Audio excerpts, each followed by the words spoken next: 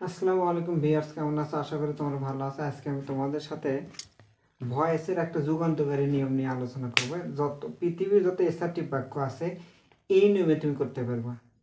একেবারে তুমি যদি 4টা শব্দ তোমার মাথায় গেঁথে রাখতে পারো, আমি চ্যালেঞ্জ করে বলতে পারি 4টা শব্দ যদি তুমি মাথায় গেঁথে রাখতে পারো তাহলে তুমি সকল এসার্টিভ সেন্টেন্সের প্যাসিভ করতে পারবো।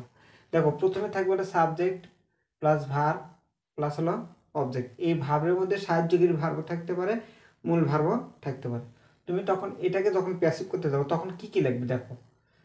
এই যে অবজেক্ট আছে এই জায়গায় সাবজেক্ট হবে, আমি ওইভাবে লিখছি। এইচ তে হেল্পিং ভার্ব, হেল্পিং ভার্বের পরে বসে বলে V3 মানে মূল ভার্বের পাস্ট পার্টিসিপল। তারপর পি লেখা আছে, পিতে প্রিপোজিশন, এই প্রিপোজিশন অ্যাড হতে পারে, বাই হতে পারে, টু হতে পারে, ইন হতে পারে, উইথ হতে পারে। তারপর লেখা আছে এস, তার মানে এই সাবজেক্টটা এই পাশে যাবে। দেখো এটা তো থাকবে, আমরা এর রুলসটা দেখব। Object, helping verb, V3, preposition, তারপরে হলো সাবজেক্ট। এই শর্টটা বুঝাইতে ভালো করে দেখো, ঘাবড়ে যাওয়ার কিচ্ছুই নেই। এখন দেখো, অ্যাক্টিভ ভয়েসে ভার্ব যদি একটা থাকে, প্যাসিভের দুইটা, অ্যাক্টিভের দুইটা, প্যাসিভের তিনটা, অ্যাক্টিভের তিনটা, প্যাসিভের চারটা, সর্বদা একটা করে বিষয় হবে। এখন অ্যাক্টিভ ভয়েসের যদি প্রেজেন্ট টেন্সের বেলা এস, ইএস, আইএস অথবা বেস থাকে তখন তুমি প্যাসিভে কি করবা, এম ইজ আর দিয়ে V3 দিবা, এম ইজ আর দিয়ে V3 দিবা। আমি এখানে একটা জিনিস লিখিনি, সেটা যদি বি ভার্ব প্লাস কন্টিনিউয়াস থাকে তাহলে বি ভার্ব, এই যে বি ভার্বগুলো তারপর বিং বসাতে হবে, তারপর V3 দিতে হবে। এটা লেখার জায়গা নাই, ভুলেও গেছি। তারপর দেখো, পাস্ট টেন্সের বেলা যদি ইডি ডি টি থাকে, ওয়াজ ওয়ার নিব, কি নেব, ওয়াজ ওয়ার নেব, V3 নেব।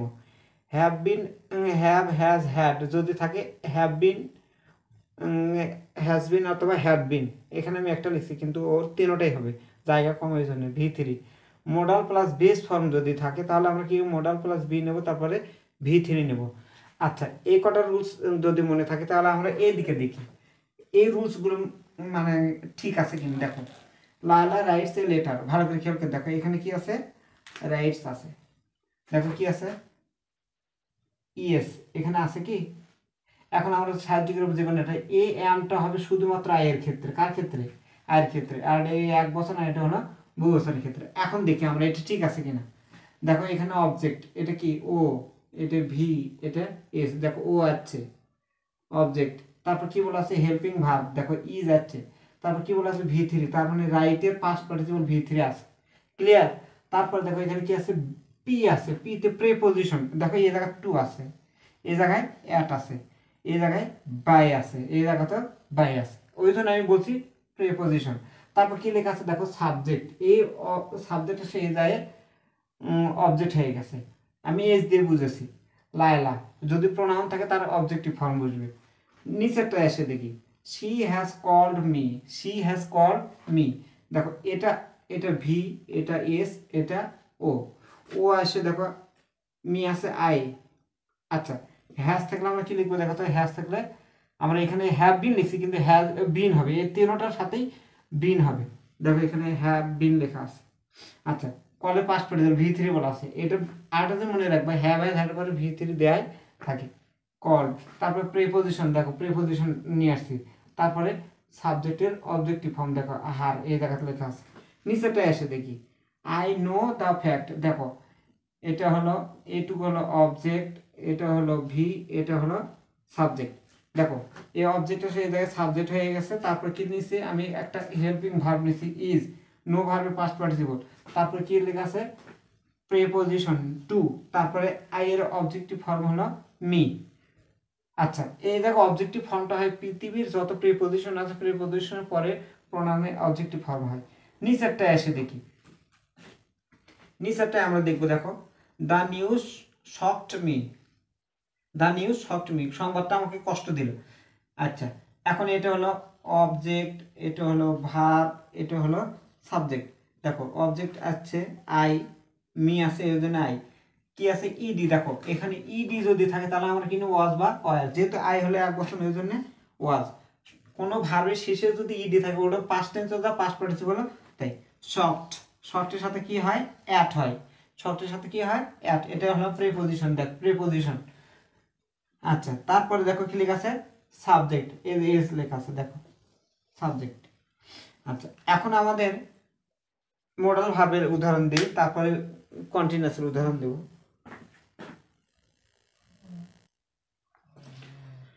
দেখো আমি আরো 3টা বাক্য লিখছি, এই 3টা বাক্য একটা দুটো উদাহরণ বাজার ছিল, একটা হলো মডাল আর একটা হলো continuous, present perfect, sorry present continuous, perfect কন্টিনিউয়াসের একই।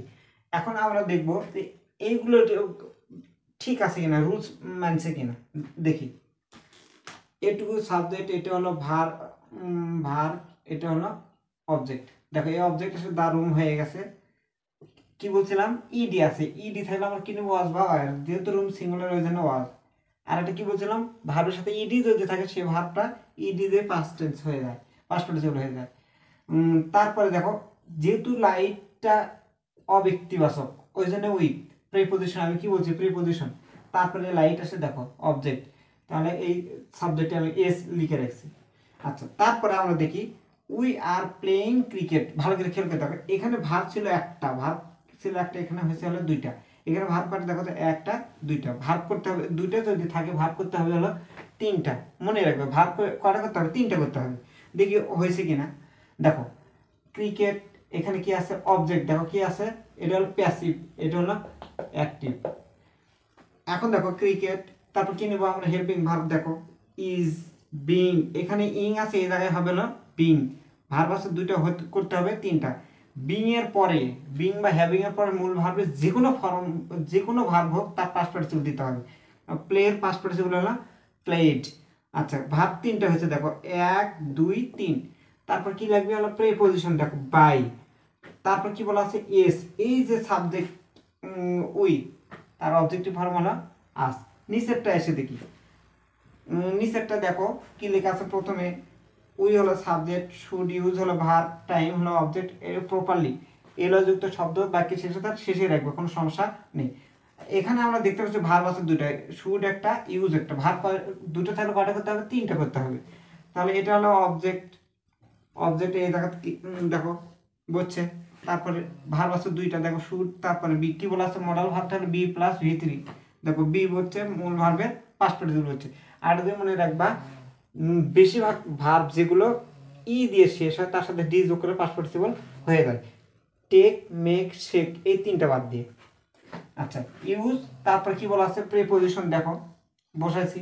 তারপর কি বলা আছে সাবজেক্ট, সাবজেক্ট এখানে কি আছে উই, উই এর অবজেক্টিভ ফর্ম হলো আস, এলো যুক্ত শব্দ, কোনো সমস্যা নেই, যা আছে তাই। দেখো এই টেকনিকটা আমরা যদি ধরে রাখতে পারি, any kind of assertive sentence we can change into passive voice. Active থেকে প্যাসিভ ভয়েস করা সো ইজি, যদি এই স্ট্রাকচারটা আমাদের মনে থাকে, এই শখটা মনে রাখবা, এই শখ আর এই স্ট্রাকচারটা মনে যদি থাকে, আমার বিশ্বাস, I believe that you will change the active voice into passive voice। তুমি অবশ্যই অ্যাক্টিভ ভয়েসকে প্যাসিভ ভয়েস করতে পারবো। পরের কোনো ক্লাসে আমি অবশ্যই ইন্টিগ্রেটেড সেন্টেন্স এইরকম স্ট্রাকচার, এইরকম শর্টকাট রুলস নিয়ে আমি তোমাদের সামনে হাজির হব। সে পর্যন্ত সবাই ভালো থাকো, আল্লাহ হাফিজ।